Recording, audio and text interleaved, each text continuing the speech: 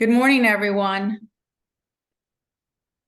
Hello, and welcome to today's SCORE webinar, how to create wow social media posts that prompt your audience to action.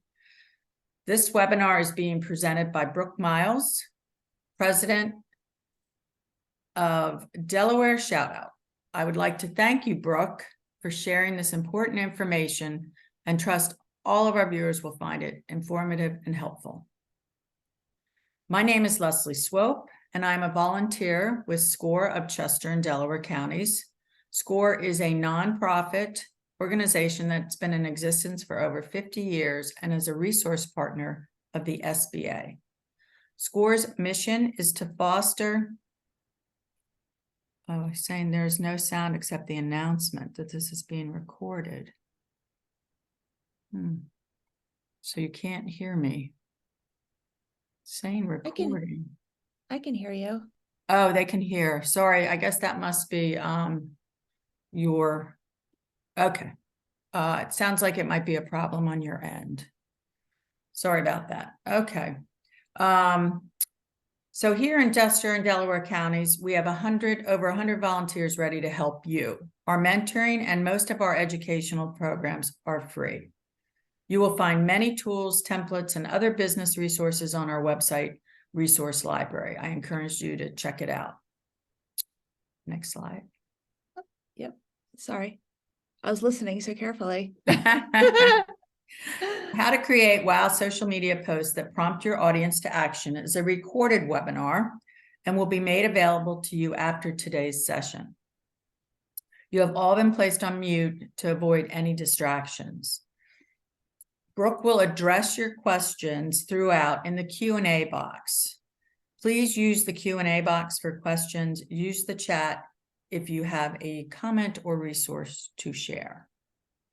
Now I'd like to introduce our presenter, Brooke Miles. Brooke Miles founded Delaware Shoutout to help busy entrepreneurs pack more punch into their social media without breaking a sweat. Over 9+ years in business, Delaware Shoutout has served hundreds of clients who have reported significant gains in followers, engagement, and traffic to their websites.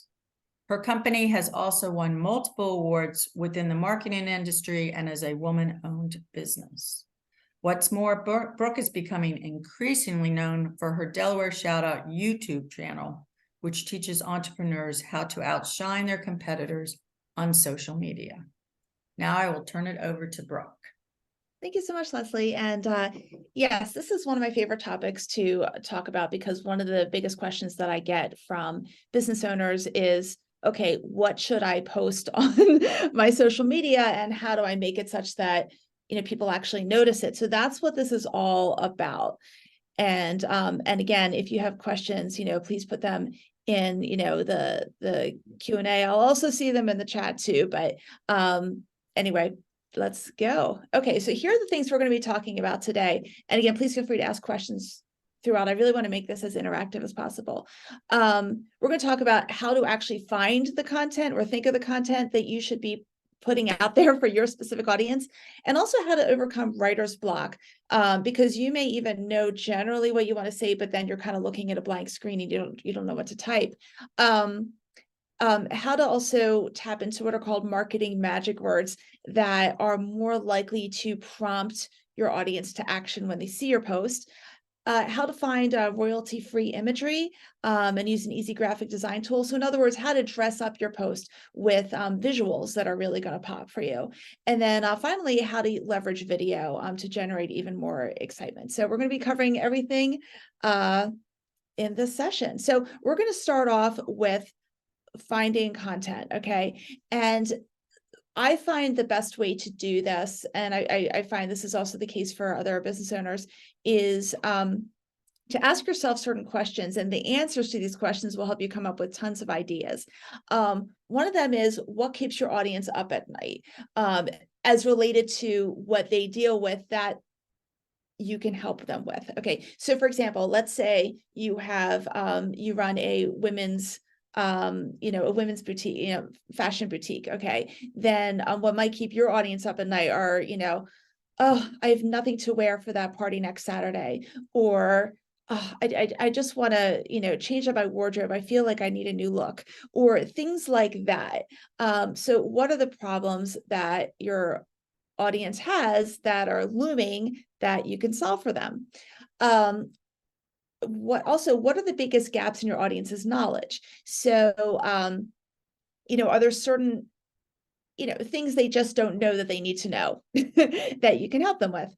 Also, what questions are you often asked? And one thing, by the way, I should mention when I'm talking about these questions is it's not necessarily, the answers don't necessarily have to be you in terms of saying, and we help you with this and we help you with it, but more, for example, you know, educating them in general about the topic. So for example, I'm often, so the third bullet point, what questions are you often asked? One thing I'm often asked about LinkedIn, as an example, one of the social media platforms is, what should I write in my LinkedIn headline? Okay, so instead of my having a post about, do you have problems with your LinkedIn headline? Come to me and I'll help you. Instead, I'm actually answering the question. Your headline should, have these items in it. Okay. So I'm actually educating them. I'm answering their questions.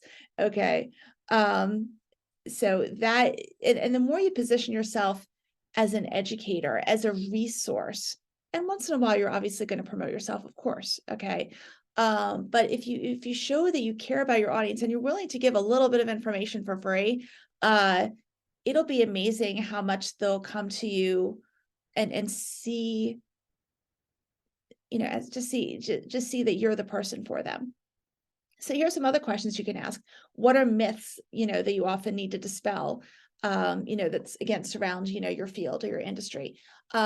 Also check out what your competitors are posting. It doesn't mean that you should post exactly what they're posting, but either you'll see something amazing they're doing that you're like, that might give you some inspiration, or you might say, they're posting this, but I know how it could be a whole lot better. Okay, so it could be a jump, like is it jumping board, springboard?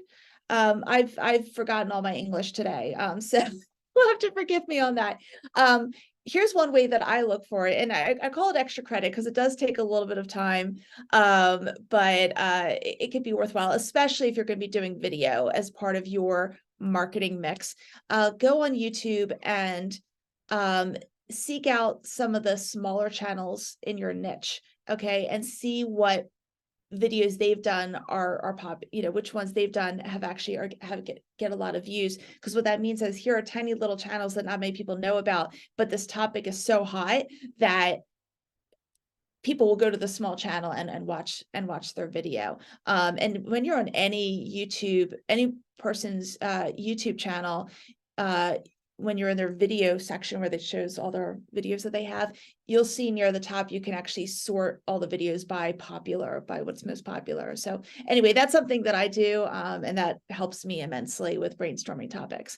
Also, you can find out, what's trending in the world. You may already have a pulse on that just because you keep up with the news, but go on Google Trends, and you can either just type in Google Trends in Google, you'll find it.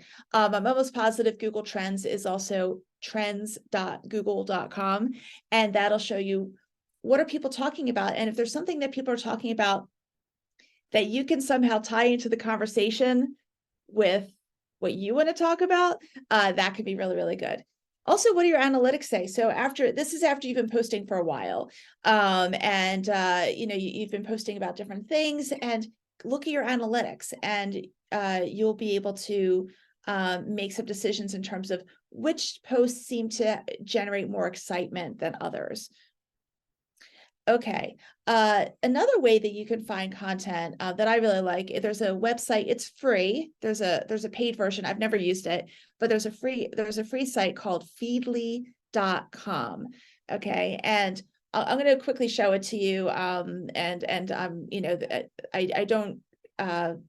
don't get any benefit from showing this to you, just that I love this website. But it allows you to basically organize all the online sources that talk about your topic in one spot, and then see what are the latest articles from those online sources. So you can see everything in one fell swoop. But you can also organize your online sources by topic as well. So let me just quickly show you that. Just a second. I just had it. There we go.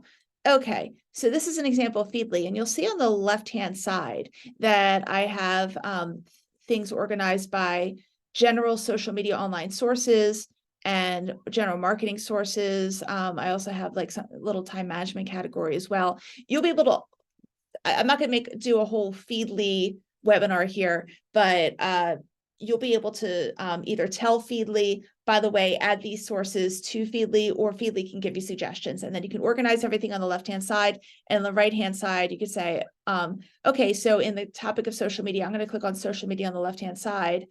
And then on the right-hand side, it'll show, here are the latest articles from your favorite sources all in one spot. And then you could check out those articles. You can click in all the way through, go to the original site where the article is, and see if that's maybe an article that you'd like to share with your audience. One question that I get quite often is, wait a minute, isn't it plagiarism to, share someone's content? It's not plagiarism, because what you're doing is you're essentially saying, hey guys, here's the link to someone else's article. And I'm going to send you there, but they have really good stuff. And there's, and point number 7 of the top 10 lists that they provide is really, really good, or whatever commentary you want to put. So all you're doing is actually giving that person exposure. You're not claiming that content as your own whatsoever. And I will say probably about, even though about half the content that I put out there is sharing other people's content. And again, they're getting the credit for it. But what it's doing is, on a consistent basis, I'm being positioned as someone who is seeking out good information that I agree with, that I think will be helpful, and I put it out there. And I do have a library of my own content as well too. But what you don't want to fall into, believe it or not, is to constantly and only share your own stuff, because that actually can get kind of boring to people. It's good to have a mixture of things. And again, if you have any questions, let me know. Here's another screenshot of Feedly. So I just had that just in case. Okay, so now, as you're coming up with ideas, because you've looked at, you're looking at what your competitors are doing, you're thinking about what keeps your audience up at night, you're going through all the ideas I just gave you in terms of how to come up with these ideas. Keep a running list. I have a running list of ideas. It's a long list, and I have them organized into different topics, actually by social media platform. This helps me stay organized, because what you don't want are all these social media post ideas swimming in your head. That's not a good way to run your life. So don't do that. And update the list often. I'm quite often updating the list. And sometimes you'll just think of something while you're in the middle of, I don't know, doing the dishes, just and make a note to yourself to add it to your official list when you can, so you can get it off your brain and onto paper. Okay. Let's talk about, you have an idea, you want to write it, but you're not sure what exactly to say. Okay. The biggest thing that'll help you is to remember that this post isn't about you. It's about your audience. It's about providing value to your audience. And I know, we've probably all heard, you must provide value. And it's you hear it so much that it almost sounds cliche, but I have to tell you, cliches are there because they're true. So you have to provide value. So just remember, it's like, okay, what is the key thing that if I say this to my audience, like, it'll really help them? What can you say that'll help them? Okay. So it's not about looking good. It's not about, it's about helping. Okay. And that'll help you. By the way, that tip I just provide about not thinking about yourself, but also the audience, but instead the audience, that also will help you overcome a lot of fears about public speaking, if you have any. Just FYI, little side note. Okay, second bullet point, set a goal. You want to set a goal for how many posts you want to write per week, so or per month or anything like that. So for example, you might say, okay, once a week I'm going to write 3 posts. And I'll talk about this later, but I do recommend writing it all in one sitting.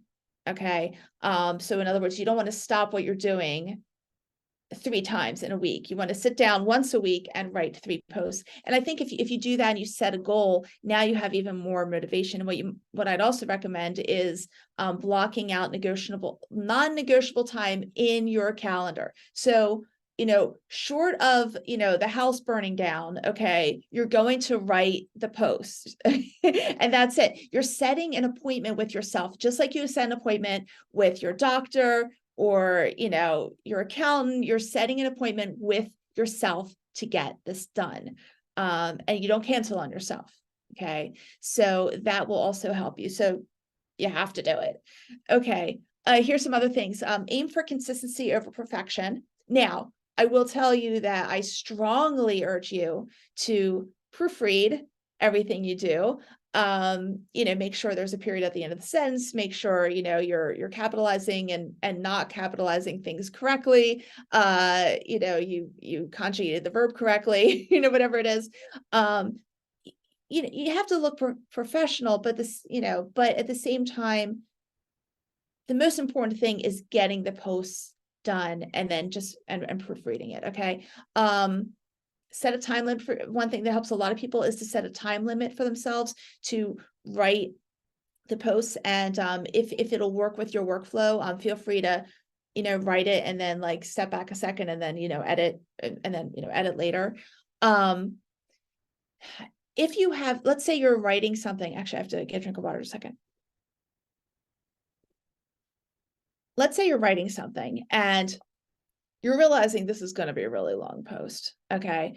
And it's starting to get overwhelming. What I recommend is breaking it into smaller chunks. So for example, let's say you're writing a post about, top 5 ways to boost your SEO, your search engine optimization. Okay. Because you're in the SEO field. As an example. Okay.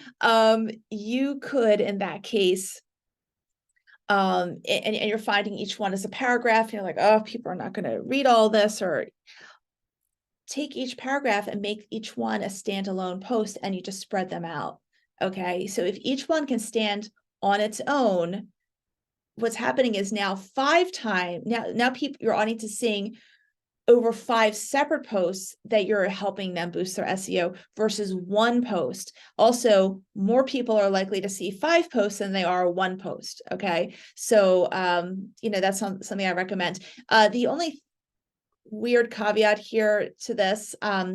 So for most social media platforms, shorter captions work better. I will tell you on LinkedIn, the algorithm changed recently-ish, where LinkedIn favors posts that are longer. It's more likely to get posts that are longer are more likely to show up in more news feeds, because LinkedIn sees longer posts as more educational, because LinkedIn is very focused on delivering as much educational content to people's news feeds versus anything else. If you find that difficult to do, and I will tell you, I find it difficult to write very long posts all the time. Just do the shorter ones. It's okay. You can be consistent. I have made like 6 figures worth of business just from LinkedIn without even trying to sell, using short posts only this entire time. So because I'm showing up and I'm consistent.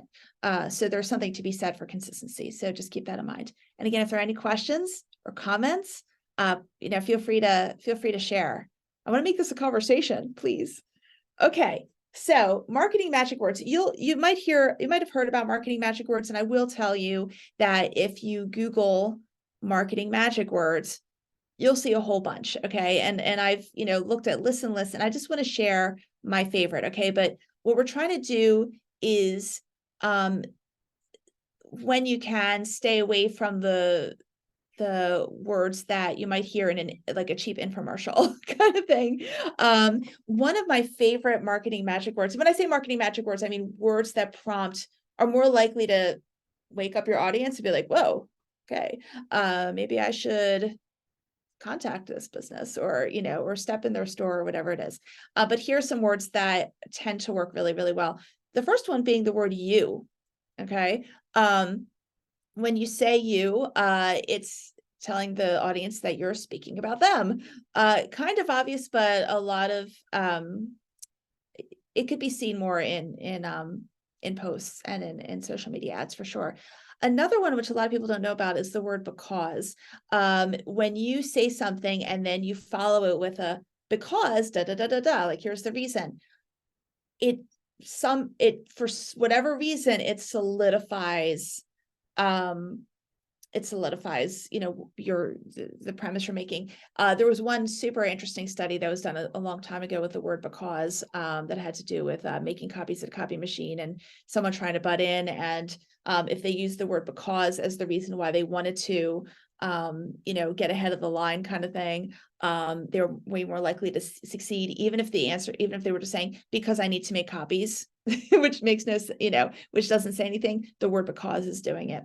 Also so in other words, here's the best way to do this, or the single thing you need to know, or in other words, like, forget everything else. This is what you need to know. This is what you need to pay attention to. That's what I mean by the. Easy is good. Discover is good. Here's some other ones from long lists that I've seen that I find, are my favorites that I want to share with you. Save, obviously saving money, people want to do that. Anything that's safe or proven, gets real results. Also the word results itself works very well. Secret works very well. Instant. How to, I have to tell you that with how to, so I have a YouTube channel, and if you want to look it up, it has a lot of, it's a huge library of social media tips. When you go on YouTube, just type in Delaware shout out and you'll find it. I typically provide a link in chat, and I forgot to copy the link right before the seminar. But if you look up Delaware shout out, you'll see it.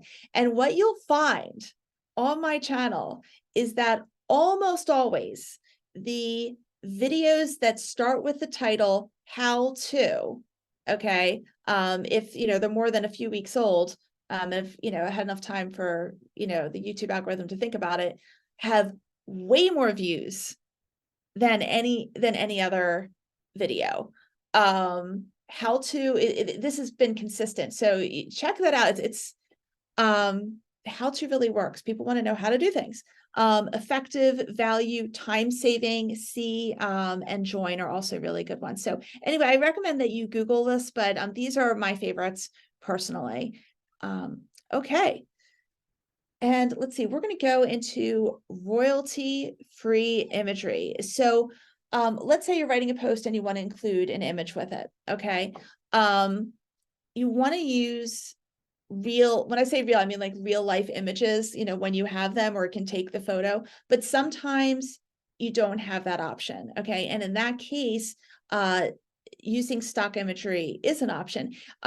One thing to keep in mind, and one danger is using a photo that has some, that's copyrighted.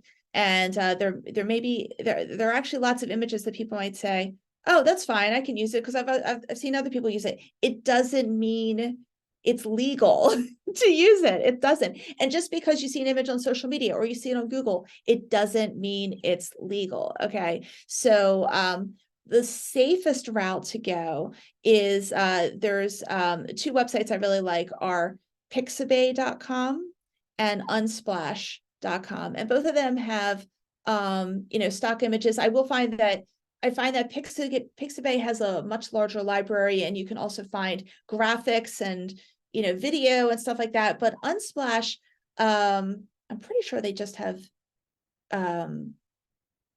images, if I remember correctly, but their images look a little less stock imagery.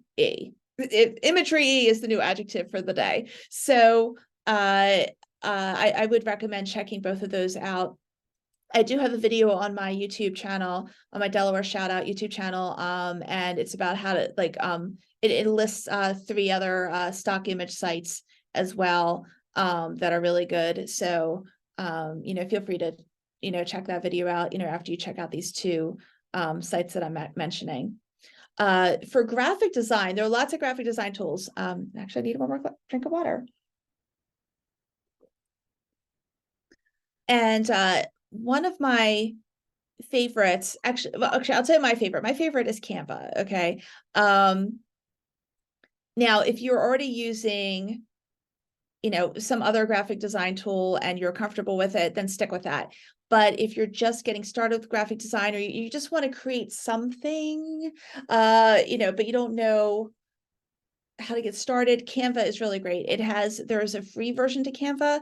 I will tell you, I have the pro version, which might cost you 10 or 11 or $12 a month. It's not that big of a deal, and it gives you just a lot more options in terms of graphics to add in and templates and stuff like that. But the free version is good too. But I think you'll find that you'll start with a free version, and then within a few months, you're like, okay, I'm just going to go get pro. I like to call it the graphic design tool for non-graphic designers. Although I do know a few graphic designers who do use Canva as their graphic design tool because it's robust enough to do that if you wanted to. It has a huge graphics library, and again, the free version should meet your needs, but I think you'll like the pro even better, honestly. Okay, so when you're creating a graphic for social media, one of the biggest things is to keep it as simple as possible. What a lot of people like to do is cram as much information as possible in a graphic, especially let's say you are promoting an event. Okay, so you have every bit of information, and you have all these graphics, and remember that more than 50% of people are looking at social media on their phones.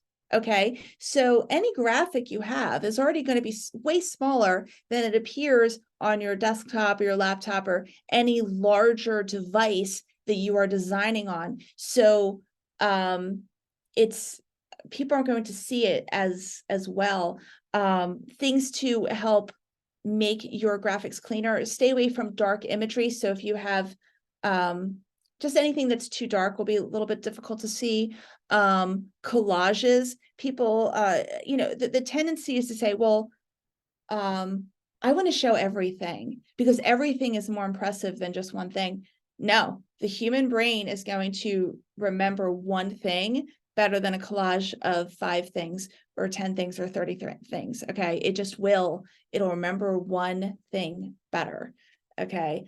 If you have too much print, again, that's not good. More than 3 fonts, not recommended. I would stick with 2. And if you're not sure what fonts to use, first of all, think of your own brand and your own logo and go in that direction. But I will tell you, if you say, okay, I like this font, but I want another font with it, if you can, let's say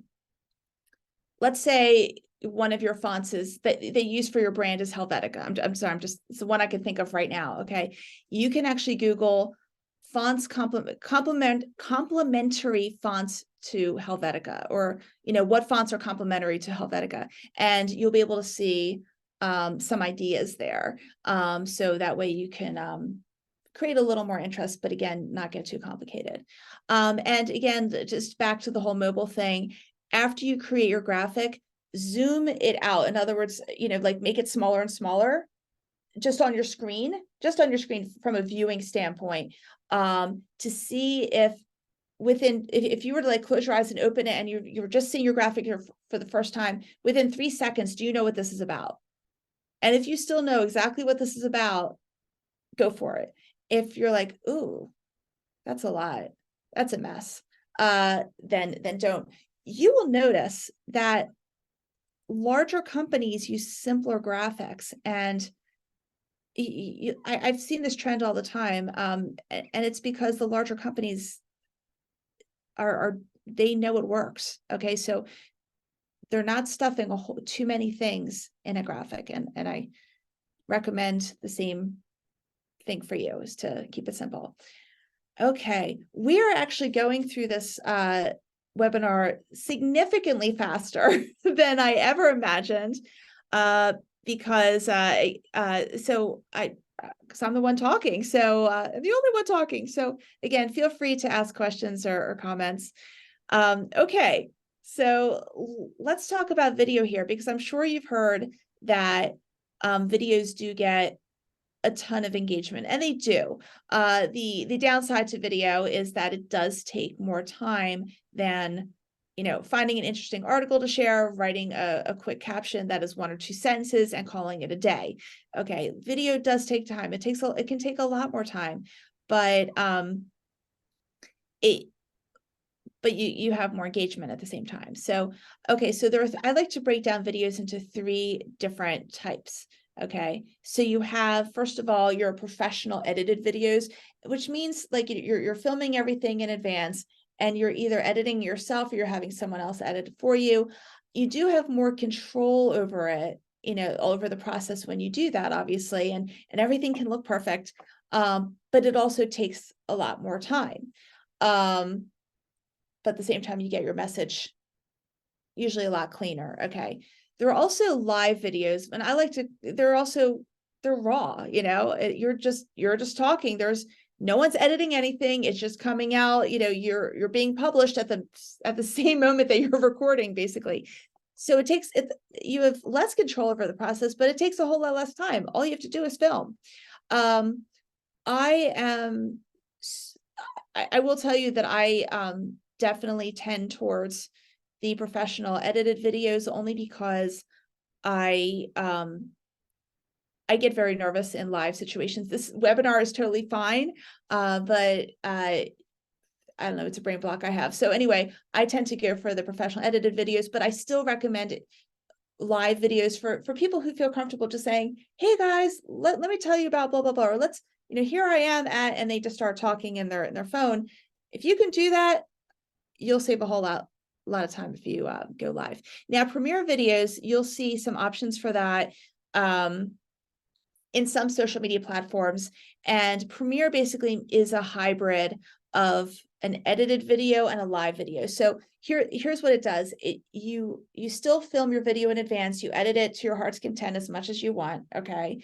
But then you're pretty much announcing, there'll be a feature within when you're uploading a Premiere video that you can pretty much announce to your following, by the way, this video about blah blah blah is coming out, at this time, and depending on the social media platform, you can reserve that, say, by the way, mark your calendars or whatever, and there will even be a reminder when the video is coming out. And what happens is, once the video does come out, it has a little bit of a live. So it has the excitement of live in that way. It's like, here, it's coming up. And once it's out and published, you'll actually be able to have conversations with people in the comments as your video is going on, because people know about it. They're already watching it. It was on their calendars. So anyway, that is Premiere. So that can sometimes be an option if you see that. I also get the question of, okay, well, on social media, what sort of videos should I do? Okay. So first of all, anything educational that I mentioned beforehand, when we were talking about, here's what you should brainstorm, that will work. So tutorials are fantastic in terms of, here, let me show you, how to do something. Or answers to frequently asked questions. And I wouldn't do a video on all the frequently asked questions you get, but I would do a single video, for example, on each question that, an individual video on each question that you get. So a video might be, hey, one question I often get is, how do I blah, blah, blah, blah, blah, blah, blah. And then you answer that. Okay.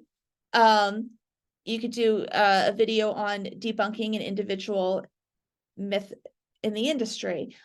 Customer testimonials. This is a little bit more self-promoting, but once again, like I mentioned earlier, you do need some self-promotion, but you want most of it to be okay. But customer testimonials can also be really good when they are in video. if you're releasing a new product or service, video is a great way to announce that.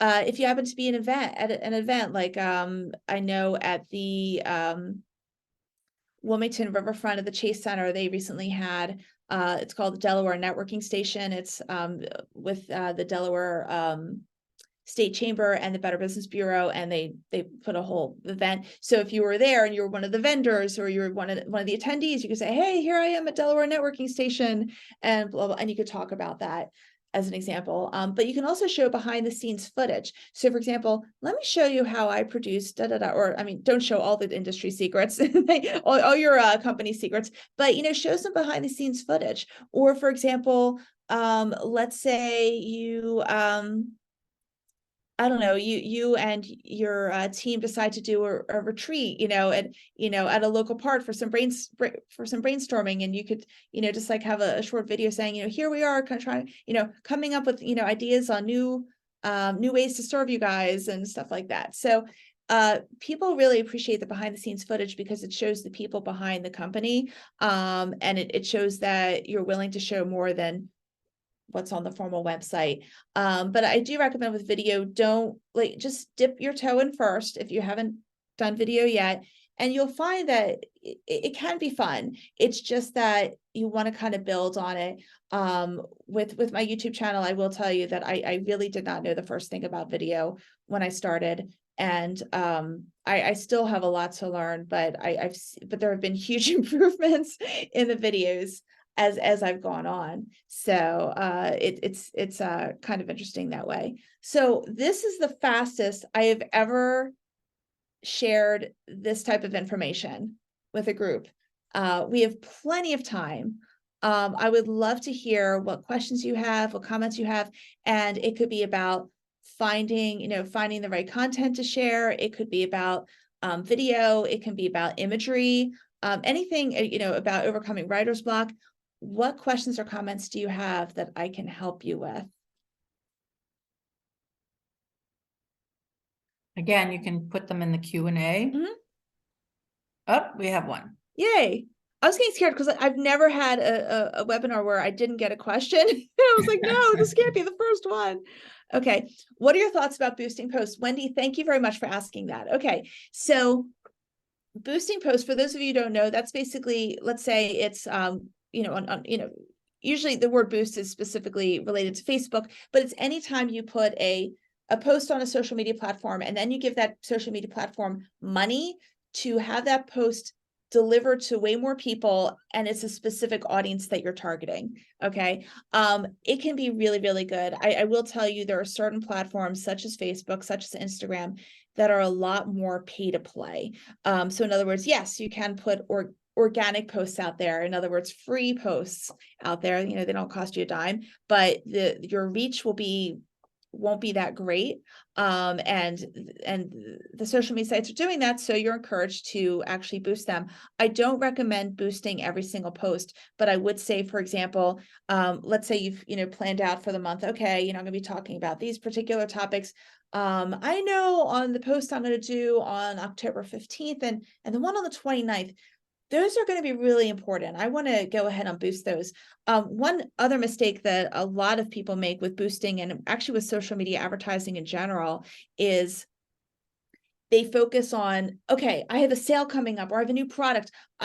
People don't know me, but I'm just going to go ahead and, without people knowing me at all, I'm brand new, I'm going to go ahead and just promote those products. You actually need to, this is a rule of thumb. Okay, obviously there's some wiggle room here, but one good piece of advice is to have about 50% of your advertising budget focused on branding, and then the other 50% on on the actual products or services that you're selling. And actually do some branding first. Do some branded boosted posts first before you have put the products out there, because you're going to engender a lot more trust, and you're going to more people are going to respond to it. And again, I'm just kind of giving a rule of thumb there.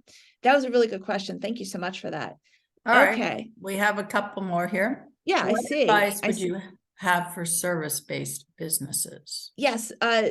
So John, I have a question for you. When you say service, do you mean like professional services, or do you mean something that is more like a contractor, like that's in the trades? If you can help, if you'd be able to tell me that, I can answer that question for you. And while you're typing that in, I'm going to go to Q&A, and then we'll get back to John's question. So Cynthia asks, can Canva be used to create print ads rather than Adobe InDesign? Yes, it can. It can do pretty much, yeah, it can do it. What you'll see when you're on Canva is that you'll be able to download the file once you're done with it in so many different formats. The one thing I don't know how to do, although I know it can be done, is, for example, if you are, if you have like the bleed area and stuff like that, with print ads, I've never had to deal with that myself. So I'm not sure how that would work, but I'm sure there's a way around it. And I will tell you, just like on my own YouTube channel where I talk about social media, there are a ton of YouTube channels with Canva tutorials. And if you were to, type in, how to create, I think it's called bleed area. I couldn't even tell you the exact words because I'm not in that part of marketing. In Canva, you should be able to find an answer to that. Okay, so thank you, John. So you said that you do home repair, so in the trades. Okay, great. So one thing that'd be fantastic for you, John, would be to show before and after posts. In other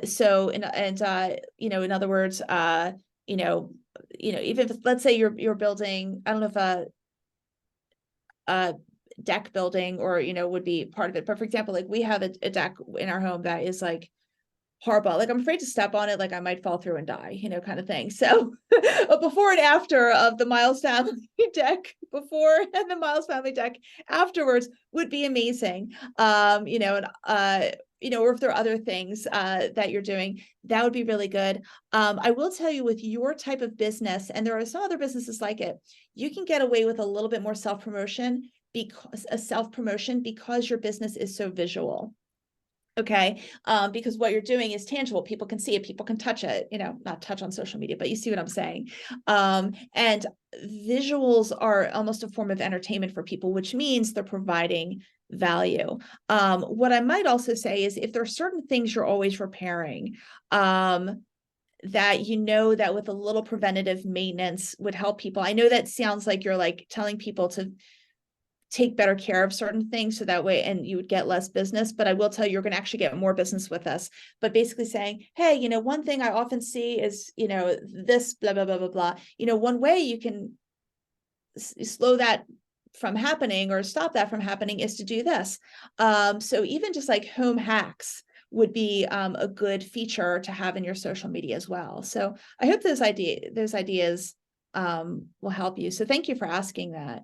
And let's see. There's questions. There's also Yes. in the chat, how often should you post for a service business? Businesses. Okay, thank you. Okay, so Donna asked that, and you're welcome, John. Okay, so I would say for all businesses, if I had to give a default answer without knowing what anyone does, I would say try to post 3 times a week. And it doesn't mean that, and again, like you can write 3 posts once a week. I will tell you that my posts are written once a month. It takes a couple hours to do, but then all the posts are written for the month. They're scheduled out.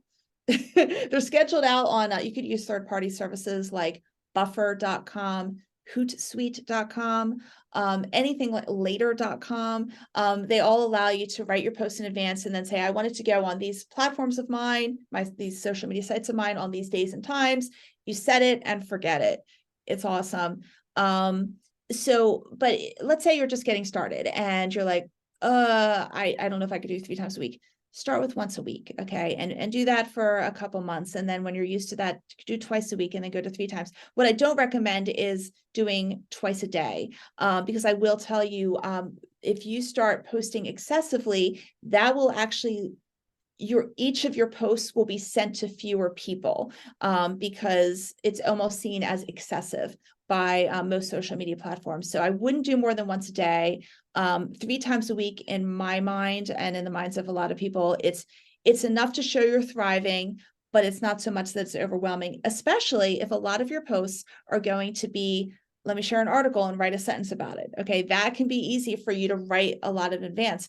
Or let's say you are doing certain graphics. Maybe there's a certain graphic you always use as the background for a customer testimonial they have written out. You can create a whole library of those testimonials at one time and then pull from them. So again, you're not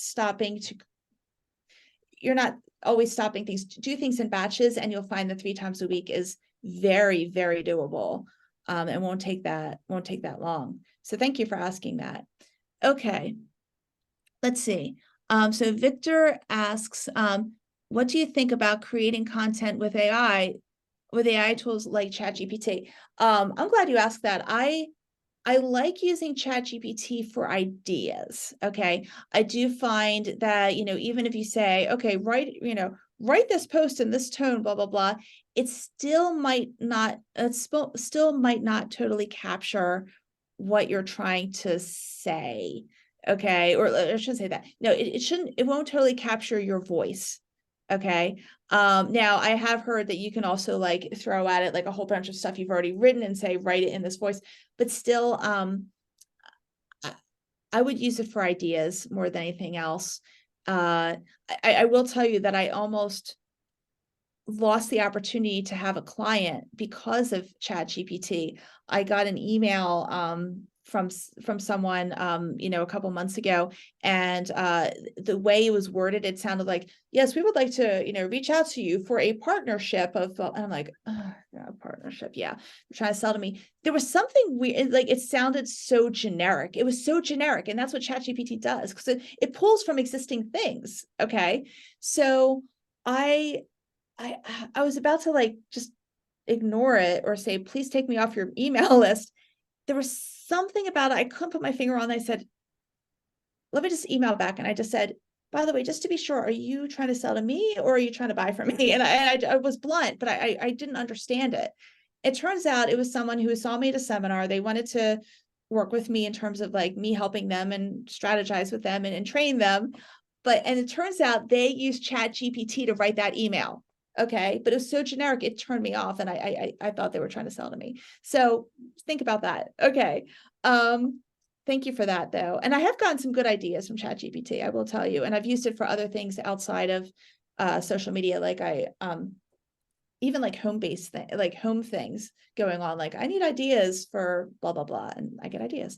Okay. So Donna asks, do you recommend using the same template on Canva for each post or varying the look of each post?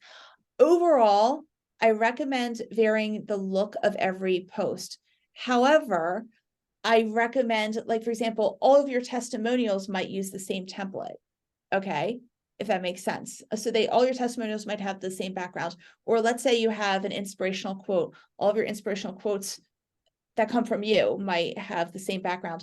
But what I would also encourage you is to have different post formats. If you have everything that, if your overall social media look on your pages looks very, very branded when you're scrolling through the posts, that can be kind of off-putting. But once in a while, it's okay to have something branded and have that element be consistent. But again, you want to have different types of posts.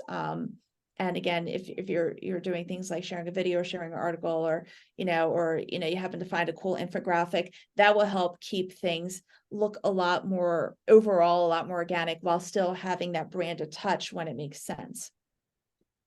Okay. Let's see.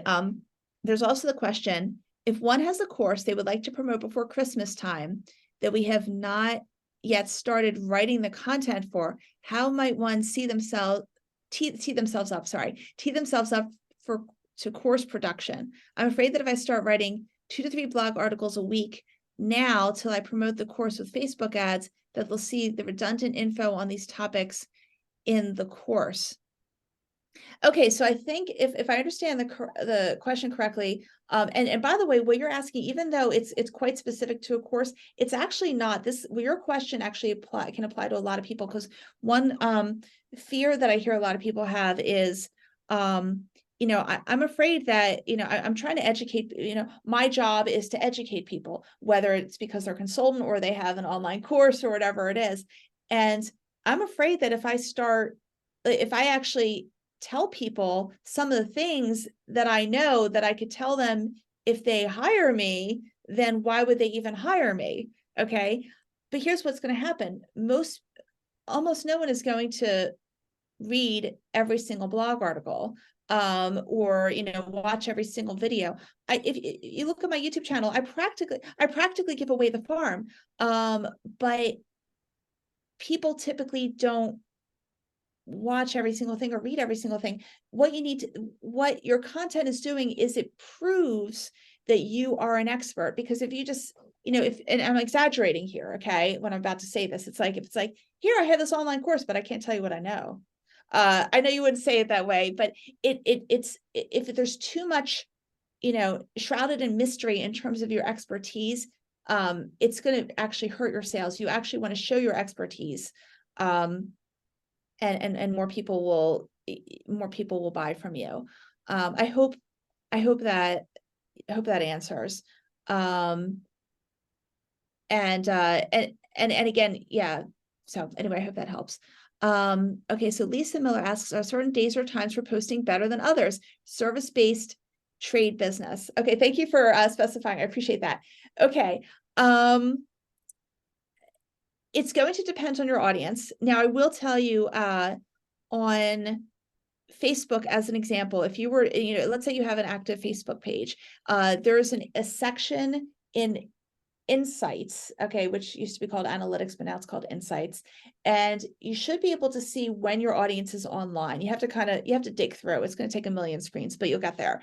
And what you'll see is, when your audience is on, your specific audience is online, by the day of the week. And what you're going to see is that, and I've looked at this chart in so many industries for so many businesses that I work with, is that the chart it generally looks the same. There are going to be some nuances, so I want you to look at the nuances, but generally, anywhere between 9 a.m. and 9 p.m. Monday through Friday. And then I'd say from about like 8 o'clock to 2 o'clock, Saturday and Sunday, are good. Now, it doesn't mean you shouldn't post at other times.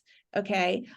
So because most businesses are just trying to post on the weekdays, as an example. So if you have something that's a little bit of an outlier, you're going to have almost no competition. So do think of it that way, but look for those charts and you'll see that. For those of you who are on LinkedIn and want to know when to post, I actually did a video fairly recently, so you should see it pretty easily if you go to my Delaware Shout Out YouTube channel, and it's about LinkedIn posting times. But again, I spoiler alert, I say that, Tuesdays and Wednesdays from 10 to 2 are when most people are online, but really here are the better times that are going to help you. And I even give a formula to help with that. So I hope that there's no pat answer, but I will tell you that the general times that people are awake are good. I hate to say it. By the way, actually, I want to say one other thing about that. A lot of times you'll see blog articles or videos that say, oh, the best time to post on Instagram is 1 o'clock on a Thursday, as an example. Okay, maybe it is the best time, but practically just as good is Monday at 4. So what happens is, if you were to actually look at, and this is what I talk on and on about in that LinkedIn video, but it'll apply to any social media site, is just because something's the best time, it doesn't mean, let's say that's at 100%. Okay.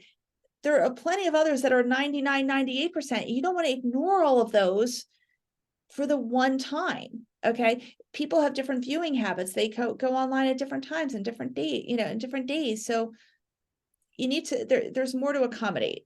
So anyway, I can go on and on about that. I get that. I'm glad you asked that. Okay. We do have a chat question too. Oh, yes. Okay. Let me go to the chat question, then I'll go back to, thank you. Okay. So Stephanie asks, what were the 3+ websites you mentioned for scheduling social media posts in advance? Let me see if I can answer. I'm going to do this. I'm going to type this to everyone here. So you can Hootsuite.com, Buffer.com, and Later.com. Actually, I'm going to do another one, socialpilot.co. Okay. I will tell you that Buffer, I would probably look at Buffer first because it has a better, it's easier to use. It's more intuitive. I will tell you, it's really best if you're just trying to get stuff written and scheduled. It's really good for that. If you want something that's a little more robust, that has a little bit of a social listening tool, in other words, having a huge dashboard of what everyone's saying about you, and really, really, really good analytics, Hootsuite is good, but I know there's a starting price to it. But I usually recommend Buffer just to start, just so you kind of get used to the whole, I recommend getting used to the workflow more than anything else, and Buffer will allow you to do that more than anything else. And then you can upgrade it to the greater bells and whistles. So thank you. And Leslie, thank you for pointing me out to that. Okay, back to the Q&A. I'm also asked thoughts on use of ChatGPT, Bard, and other AI tools to write and tweak for email copy content or blog posts. I think it's fine for ideation, but and actually even for tweaking it's fine, but I wouldn't use it as like it writes it and that's it. I think you'll be able to take bits and pieces of it, but in the end you want to use your own voice. One thing I strongly, and this will help you with ChatGPT, but this will also help you just with writing stuff on your own no matter what. If you Google brand personality list, okay, if you haven't done this already, it's a super important exercise to do for all of your marketing. Okay, brand personality list, and it'll come up with a whole bunch of adjectives that could describe your brand. And what I recommend is take about 20 minutes of your life to do this. It'll be worth it. And look through and find the 3 adjectives that best describe how, what you want your brand to represent, so, and when you do that, you can let ChatGPT or other AI tools know, look, I want you to write in this tone, or you want to keep that in the back of your mind when you create anything. Okay, so that'll help you. But again, it's better for ideas. I wouldn't use these AI tools as the final word. See, Deborah asks, is it worthwhile to have a Facebook page for your business? If not, what is the best way to do social media? So having a Facebook page, actually, no matter what, it's helpful. It is very helpful. I will tell you that, I do a lot on LinkedIn just because I'm B2B, but I do have a Facebook page because I know some people are going to look me up on Facebook. They might think to look me up on Facebook before they look me up on LinkedIn per se. It's helpful. And it actually depends on what kind of business you have. So for example, let's say you have a business that is more business to consumer. Okay. Then having a Facebook page and an Instagram page that are linked together will be super, super helpful for you. And because when you have the business page, then you could do more advertising. You can also do some limited advertising if you have a personal profile that's in professional mode on Facebook.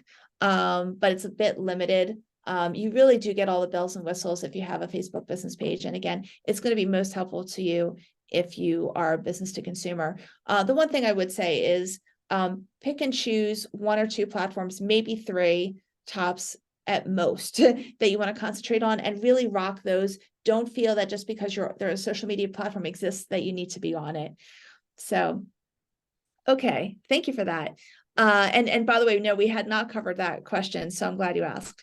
Okay, so Wendy asks, my geographic reach is quite local, Chester and Delaware County. If I boost, will Facebook know to send my post within my tight locale?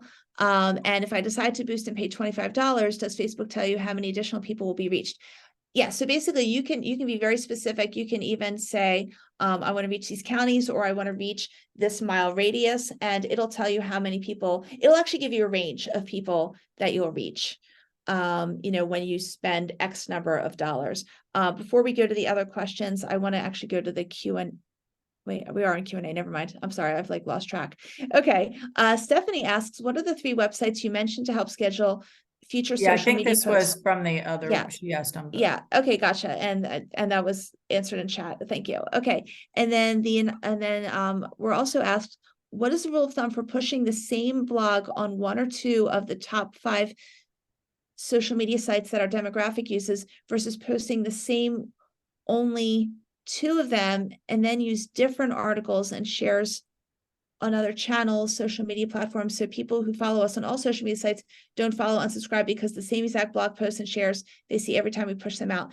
What you're going to find is most people tend to live on 1 or 2 platforms, and that's about it. And you're also going to find that just because they see you on one, it doesn't mean they're going to necessarily see you on another. So if you have time, so I'll tell you okay, I'm going to tell you the best practice, and then I'm going to tell you reality. The best practice is, and social media professionals will tell you this, you need to create all new content, completely different content on all social media sites, because, for this exact reason. And reality is that if you have someone who has 5 different monitors going on with all of your sites, okay, you have bigger problems. That's a stalker. Almost no one's going to notice. On rare occasion, I think I've gotten a comment once over the last 10 years about it. Okay, so that was my problem. Okay, normally you're not going to have that problem. If you need to, and mostly everyone does, repurpose what you have, and share the same thing. And most people, even if for of the few people who will see a repeat, they'll totally get it. They'll totally understand. It's like, oh yeah, I did see that there. Oh, I'm glad they're sharing it here. But it's not going to be noticed or cared about. It really won't. I recommend doing it that way. But again, if you have time to create all new content, go for it. Okay. Did I get everyone's? I think I that think I is did. everything. Okay, so, well, I appreciate all the questions. So what I'm gonna do is Wait, maybe one more? oh, no? Yeah, Okay, there's sorry. none. Okay. Let's see. Do you suggest hiring a college marketing intern to help manage my service-based business, social media channels, and newsletter? Okay, I'm glad you asked this because I would actually recommend that you hire a journalism major, not a marketing major. Okay, and I'll tell you why. Social media can be easily learned. Okay, actually 2 reasons. First of all, what they teach in universities is usually irrelevant by the 50%. Actually, I can tell you this for sure because I know a social media instructor. 50% of her curriculum has to be changed every single year because social media moves that quickly. So, and it's oftentimes not based in reality. Okay, it just isn't. Okay, in the ivory towers. The other thing is, so social media is actually easy enough to learn, but what's hard to learn is how to write.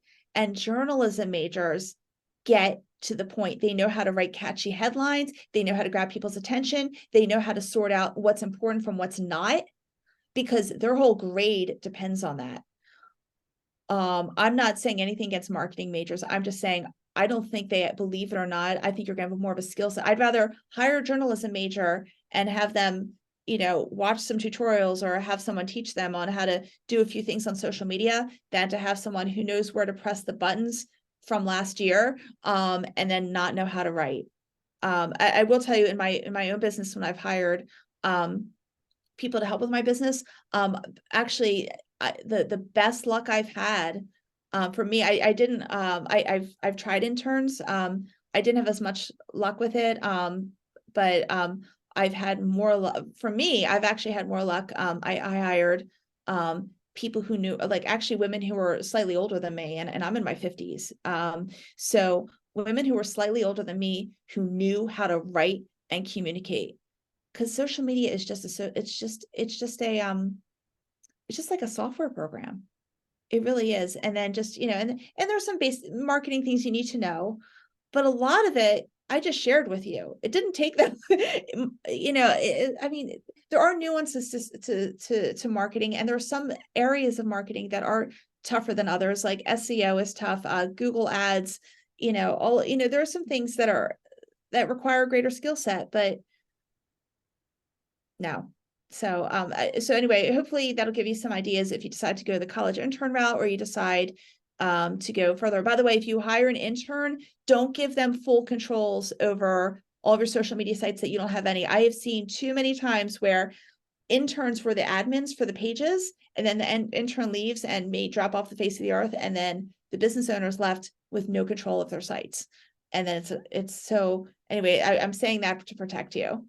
So, whew, I was asked a lot of questions that I feel really passionate about Wait, answering. one more. Oh, another. Okay, awesome. Oh, yes. Ronald asks, Will there be a will you replay of this presentation? Yes, you will be getting a recorded webinar Yes. following Aw- this. Awesome. Okay, great. So I'm gonna turn this back over to Leslie then, because you have a few more things to say. Great, thanks. Wow, a lot of great information, Brooke. Thank you so much. And as I just said, you will get a recorded webinar following this webinar. SCORE is here to help you with your social media posts. Obviously, lots of great information that was shared. Please reach out to your SCORE mentor for support. You're not alone in this process. If you aren't working with the SCORE mentor, you can request one by going to our website link shown here, or by calling the phone number and speaking with Catherine Weissenberger, who is our office administrator. This information will also be included in the follow-up email. Let me just see, looks like there's one other question. Oh. Yes, I do. How much would you pay a journalism major to manage the accounts? I wouldn't do anything lower than 15 an hour, maybe 20 an hour. That may seem like a lot for a college student, but good writers are hard to find. Really good writers are hard to find. I would start with at least that. So, Okay. oh, and thank you, Catherine, for your comment. Thanks so much again. Thank you, Brooke. Lots of great information. And thank you all for joining the webinar and sharing your comments and filling out the poll so that we can deliver the best programs for you. So I will end the poll now. Oh, one more.